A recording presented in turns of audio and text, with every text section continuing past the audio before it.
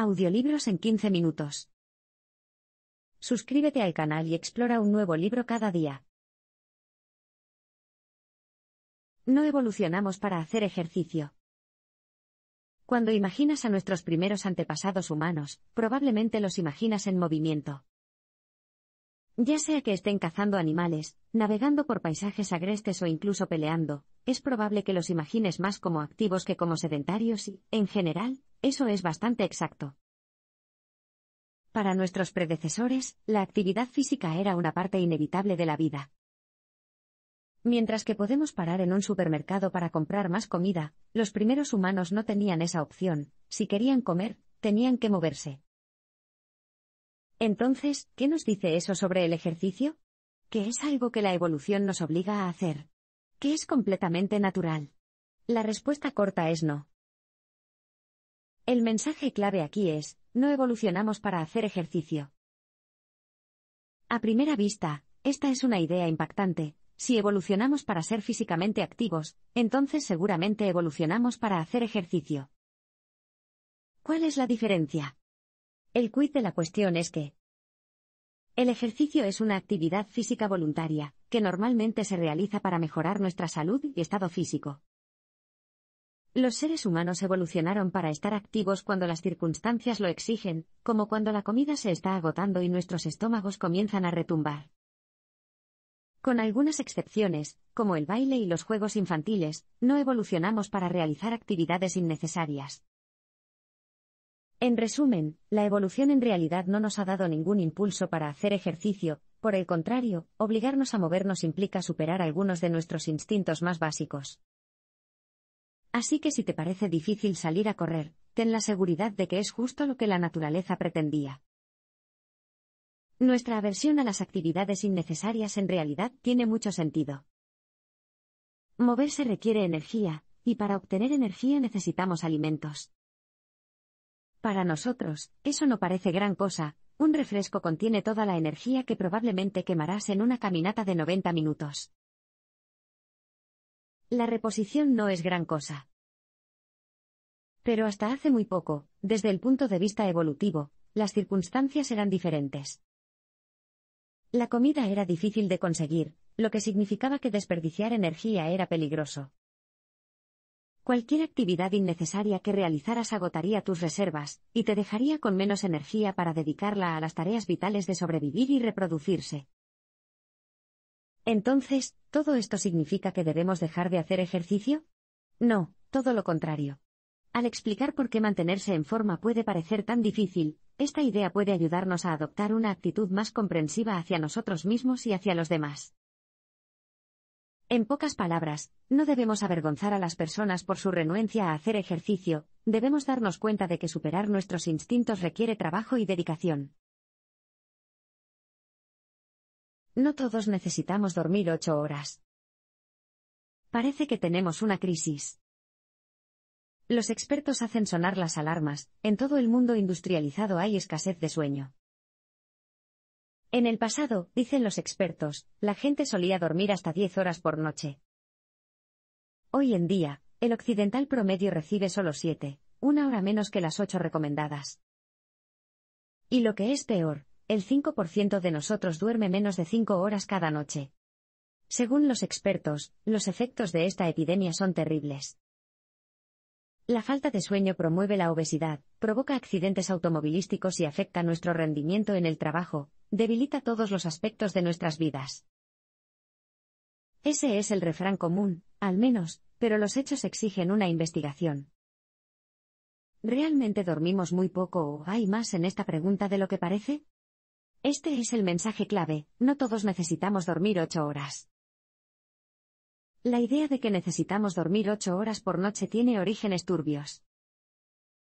Nadie sabe muy bien cómo surgió, pero lo que sí sabemos con certeza es que, en el siglo XIX, a los trabajadores de las fábricas en huelga les gustaba gritar: 8 horas para trabajar, 8 horas para descansar, 8 horas para lo que queramos. Como eslogan, es memorable. Pero está en un terreno más pedregoso como consejo para dormir. En los últimos años, nuestra comprensión del sueño se ha visto revolucionada por algunas investigaciones innovadoras, muchas de las cuales fueron llevadas a cabo por el investigador del sueño Jerome Siegel y sus colegas de la UCLA. Siegel y su equipo investigaron los hábitos de sueño de grupos de cazadores-recolectores y cazadores-agricultores en Tanzania, la selva amazónica y el desierto del Kalahari. Contrariamente a la creencia popular, descubrieron que estas poblaciones dormían no más, sino menos, que las que viven en el mundo industrializado. En promedio, dormían unas 6 horas y media cada noche, con un poco menos en verano, y un poco más en los meses de invierno. La investigación sobre los agricultores Amish, los haitianos rurales y los agricultores de subsistencia en Madagascar arrojó resultados similares. ¿La conclusión inevitable? Es perfectamente normal dormir menos de 8 horas. De hecho, los estudios indican que las personas que duermen 7 horas tienden a vivir más que las que duermen más o menos. Así que no te preocupes si tu patrón de sueño no coincide exactamente con las recomendaciones de los expertos. Y si te sientes privado de sueño, recuerda que una de las mejores recetas para dormir bien por la noche es hacer ejercicio durante el día. No evolucionamos para ser musculosos por naturaleza. Así que nuestros antepasados cavernícolas y cavernícolas probablemente no dormían 8 horas por noche. Tampoco hacían trotes espontáneos e innecesarios. Pero si hay algo que sí sabemos sobre nuestros antepasados cazadores-recolectores, es que deben haber sido extremadamente fuertes.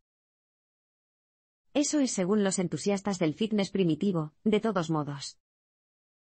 Los defensores de esta teoría creen que las actividades cotidianas de nuestros antepasados los habrían mantenido en forma, musculosos y delgados, cazar animales habría puesto a prueba su resistencia, por ejemplo, y mover rocas habría requerido la fuerza de un mamut. Desde este punto de vista, nuestro estilo de vida moderno y sedentario nos ha convertido en débiles, por lo que depende de nosotros recuperar los cuerpos fuertes y esculpidos que nos dio la evolución. Pero, ¿es esto exacto? El mensaje clave es este: no evolucionamos para ser musculosos por naturaleza. Una vez más, hay un pequeño problema con esta imagen de la humanidad preindustrial. Está totalmente en desacuerdo con lo que se ve en las poblaciones de cazadores-recolectores actuales. Tomemos como ejemplo a los Hadza, un pueblo cazador-recolector de Tanzania. Las mediciones muestran que son delgados y moderadamente fuertes, pero generalmente no son corpulentos. Las pruebas de fuerza de agarre de los Hadza, y las estimaciones de la fuerza general de la parte superior del cuerpo se ajustan perfectamente a las normas occidentales y, de hecho, están por debajo de las de los atletas. Lo mismo ocurre con otros pueblos cazadores-recolectores, como los Mbuti de África Central, los Batek de Malasia y los Aché de Paraguay. Están más en forma que la mayoría de los occidentales, sin duda, pero su fuerza y tamaño muscular no son nada de lo que maravillarse. Una de las razones de esto es que es simplemente difícil desarrollar músculo sin equipo de gimnasio. El entrenamiento con el peso corporal, es decir, el ejercicio en el que solo usas el peso de tu propio cuerpo como resistencia, puede ayudarte a ponerte en forma, pero a menos que pongas más peso, el peso que levantas seguirá siendo el mismo. Con el tiempo, esto hace que aumentar tu fuerza sea un desafío. Desde una perspectiva evolutiva, hay una razón más fundamental por la que no todos somos enormes Goliaths: mantener los músculos requiere muchas calorías. En promedio, alrededor de 1/5 parte de nuestra ingesta de energía se destina al mantenimiento muscular, pero si aumentamos nuestra masa muscular, aumentamos esa cifra. Claro, ser robusto tiene sus beneficios, puede ayudarte a matar a un depredador enojado, o a atraer a una pareja. Sin embargo, estos beneficios no fueron lo suficientemente significativos como para superar los costos de mantener la masa muscular adicional. En resumen, evolucionamos para ser lo suficientemente fuertes como para hacer frente a los desafíos cotidianos, no para parecernos a Arnold Schwarzenegger. Caminar tiene un papel que desempeñar en la pérdida de peso. Los científicos del ejercicio son generalmente un grupo pacífico. Pero hay una pregunta que puede hacer que incluso los investigadores más plácidos se peleen entre sí: ¿se puede perder peso caminando? Hasta hace poco, parecía claro. El ejercicio moderado, como caminar, requiere energía, y cuando la producción de energía excede la ingesta de energía, se quema grasa. ¿Cierto? Bueno, según el bando contrario, no es que caminar no tenga ningún efecto, sino que es una forma bastante laboriosa de perder algunos kilos. Pero tienen razón. ¿Deberíamos dejar de caminar de nuestro régimen de adelgazamiento? El mensaje clave aquí es, caminar tiene un papel que desempeñar en la pérdida de peso. Los principales puntos en contra de caminar para bajar de peso son que quema muy pocas calorías y, en última instancia, hace que las personas tengan hambre, lo que significa que los caminantes suelen compensar sus niveles de actividad comiendo más. Este punto de vista pesimista está respaldado por una gran cantidad de investigaciones. En un estudio, a un grupo de hombres y mujeres con sobrepeso y no aptos se les indicó que caminaran a paso ligero durante 150 minutos a la semana, sin modificar sus dietas. ¿Los resultados? Casi no hay pérdida de peso, por desgracia. La razón de esto es que los humanos hemos evolucionado para ser caminantes maravillosamente eficientes. Caminar es solo una de las cosas que hemos desarrollado para hacer bien y con facilidad. En la mayoría de las situaciones, eso es una bendición, pero puede dificultar la pérdida de peso. Por suerte, hay algo de esperanza.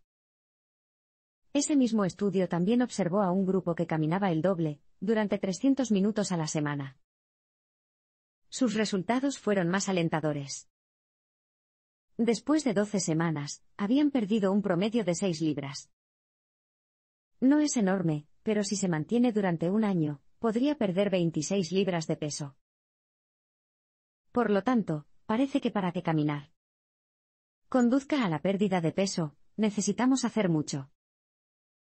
Pero más importante que el papel inicial de caminar en la pérdida de peso es el papel que desempeña para ayudarnos a mantener un peso saludable. Al cabo de un año de una dieta intensiva, las personas que evitan hacer ejercicio recuperan, en promedio, la mitad del peso que habían perdido y, después, vuelven lentamente a su peso inicial, poco a poco. Sin embargo, para las personas que pierden peso y hacen ejercicio con regularidad, la historia es diferente, es mucho más probable que mantengan el peso por el que se esforzaron tanto. Entonces, caminar no es una píldora milagrosa. Sin embargo, no se debe pasar por alto el papel que puede desempeñar en la pérdida y el mantenimiento del peso. Correr no tiene por qué provocar lesiones. Por lo tanto, hemos aprendido que caminar puede ser útil. Puede ayudarlo a perder peso y mantenerse delgado, y no requiere niveles muy altos de condición física. Pero, ¿qué pasa si te interesa algo un poco más desafiante, algo que haga que tu corazón se acelere y tus piernas bombean? En otras palabras, ¿qué hay de correr? Para los principiantes, correr puede resultar abrumador. Muchos aspirantes a corredores se dejan llevar de por vida por las historias de terror de los veteranos, personas que se quejan del desgaste de los músculos, y las articulaciones y de todo tipo de lesiones exóticas. ¿Están exagerando estas personas? ¿Correr es realmente tan perjudicial? Este es el mensaje clave: correr no tiene por qué provocar lesiones. Los corredores a veces se lesionan, eso es obvio. Pero en realidad no son tan comunes como se podría pensar. La evidencia sugiere que las tasas de lesiones al correr siguen una curva en forma de U. Los corredores novatos y muy serios son los que tienen más probabilidades de lesionarse, mientras que los corredores moderados entre esos dos extremos tienen relativamente pocos problemas. Esto sorprende a algunas personas, especialmente a las que piensan que correr puede provocar artrosis. ¿Golpear el pavimento día tras día no desgasta el cartílago con el tiempo? En realidad, no, por el contrario, los estudios muestran que correr y otras formas de actividad física ayudan a promover la salud del cartílago. Eso no quiere decir que correr nunca provoque lesiones. A veces lo hace. Entonces, ¿qué podemos hacer para minimizar ese riesgo? En pocas palabras, necesitamos darle tiempo al cuerpo para que se adapte. El entusiasmo con el que algunos novatos se lanzan al deporte es admirable, pero no es prudente. Aumentar el kilometraje o la velocidad en más de un 10% a la semana te pone en riesgo de lesionarte, y no hay nada que tu entusiasmo pueda hacer para solucionarlo. Sin embargo, cuando el cuerpo se adapta, puede resultar fascinante observarlo, como descubrió el autor en 2015. Siguió a 8 corredores que corrieron 3,080 millas a través de los Estados Unidos. Durante medio año, corrieron alrededor de una maratón cada día, tomándose solo un día libre a la semana. Al principio, experimentaron todo el dolor y la rigidez que cabría esperar, pero poco a poco se fueron adaptando. De las 50 lesiones que reportaron los corredores, alrededor del 75% ocurrieron en el primer mes. Y en el último mes, no reportaron nada. Debemos mantenernos activos a medida que envejecemos. ¿Cómo imagina su jubilación? Sea lo que imagines, probablemente sea diferente a las vidas que viven los miembros mayores de las sociedades de cazadores-recolectores. Tomemos como ejemplo a los Hadza, el pueblo cazador-recolector tanzano que conocimos en un abrir y cerrar de ojos. Si bien los estadounidenses caminan la mitad a los 70 años que a los 40, los niveles de actividad de los Hadza disminuyen de forma mucho más moderada a medida que envejecen. Un resultado de ello es que se mantienen en forma, y fuertes durante mucho más tiempo que las personas que viven en el mundo industrializado. De hecho, los cazadores-recolectores también viven vidas bastante largas, a pesar de que no están familiarizados con la medicina moderna. Los que sobreviven a la infancia suelen vivir entre 68 años. Eso no está muy lejos de la esperanza de vida en los EU, que actualmente está entre 76 y 81. Entonces, ¿qué podemos aprender de ellos? El mensaje clave es el siguiente: necesitamos mantenernos activos a medida que envejecemos. Una cosa que podemos aprender de los cazadores-recolectores de más edad, es que muchas de las llamadas enfermedades del envejecimiento no son realmente inevitables a medida que envejecemos. Las enfermedades cardíacas, la diabetes tipo 2 y el Alzheimer rara vez aparecen en los cazadores-recolectores. Entonces, ¿por qué es eso? En resumen, se debe a un fenómeno que los científicos llaman compresión de la morbilidad. Mientras que en el mundo industrializado muchos de nosotros padecemos problemas de salud o morbilidad durante décadas antes de morir, el declive físico de los cazadores-recolectores se reduce hacia el final de sus vidas. ¿Su secreto? Probablemente lo haya adivinado: actividad sostenida hasta la vejez. También podemos ver cómo esto se desarrolla más cerca de casa, como demostró James Fries, un célebre profesor de medicina, en el estudio sobre corredores de Stanford. Observando a 500 corredores aficionados y a 400 participantes inactivos pero sanos, Fries y su equipo rastrearon año tras año a este grupo de personas mayores de 50 años. Lo que descubrieron fue que los no corredores morían a un ritmo acelerado en comparación con sus homólogos activos. Al final del estudio, los miembros del grupo inactivo tenían aproximadamente 3 veces más probabilidades de fallecer en un año determinado que los corredores. Además, los corredores no solo vivieron más, sino que también vivieron mejor. Los investigadores realizaron un seguimiento de la capacidad de los participantes para realizar tareas básicas, como caminar, vestirse y otras actividades rutinarias, y descubrieron que las personas que no corrían perdían estas capacidades al doble que el grupo que corría. La conclusión, ya sea que viva en una zona rural de Tanzania o en el centro de Boston, es que mantenerse activo a medida que envejece puede ayudarlo a vivir más tiempo, evitar enfermedades y mantener sus capacidades físicas. Si queremos hacer más ejercicio, debemos hacerlo lo más divertido y necesario posible. Sabemos que el ejercicio es bueno para nosotros. Sabemos que debemos hacer más ejercicio. Pero ahora también sabemos por qué tan a menudo nos resulta difícil y desagradable, porque no evolucionamos para realizar actividad física voluntaria. Desde el punto de vista de nuestros antepasados y de nuestra historia evolutiva, hacer ejercicio es extraño. Es un hecho que debemos tener en cuenta: significa que cuando la actividad física es innecesaria o aburrida, probablemente tratemos de evitarla. Pero en lugar de quedarnos paralizados por esa idea, ¿podemos aprovecharla para nuestro propio beneficio? El mensaje clave aquí es: si queremos hacer más ejercicio, debemos hacerlo lo más divertido y necesario posible. Anteriormente, caracterizamos el ejercicio como actividad física voluntaria o innecesaria. Ese es su sello distintivo, pero también es un problema. El ejercicio es bueno para nosotros, pero no. Es una necesidad total. En otras palabras, es posible que no prosperemos si no estamos en forma, pero lo más probable es que nos las arreglemos. Comprender este hecho nos ayuda a encontrar una solución. Si no podemos hacer del ejercicio una necesidad real, al menos podemos intentar hacer lo más necesario. ¿Cómo? Creando un entorno que nos obligue a mantenernos en forma. Una forma de hacerlo es pedirle a alguien a quien respetes que compruebe tu progreso, y se asegure de que estás cumpliendo tus objetivos. Como alternativa, considera apuntarte a una carrera y pagar por adelantado. No te verás obligado a participar, por supuesto, pero arriesgar tu dinero hará que te lo pienses 2 veces antes de saltarte el entrenamiento, o abandonarlo.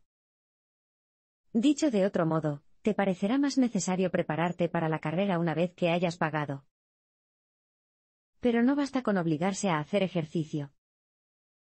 En el mejor de los casos, eso te dejará en forma, pero más que un poco miserable. Si realmente quieres que el ejercicio forme parte de tu vida, también tendrás que hacerlo más divertido. Afortunadamente, existe un método antiguo y comprobado para endulzar la actividad física, convertirla en actividad social. En las sociedades de cazadores-recolectores, los hombres suelen viajar en pareja cuando cazan o recolectan miel. Y cuando las mujeres buscan comida, van en grupos, cotillean y disfrutan de la compañía de las demás. Así que sé sociable. Haga ejercicio con amigos, un equipo o un entrenador. Y si todo lo demás falla, siempre hay una distracción directa, se puede incorporar un podcast a casi cualquier entrenamiento. La conclusión es que el ejercicio es bueno para nosotros, y cuanto mejor comprendamos nuestro instinto de andar por ahí, más eficazmente podremos superarlo.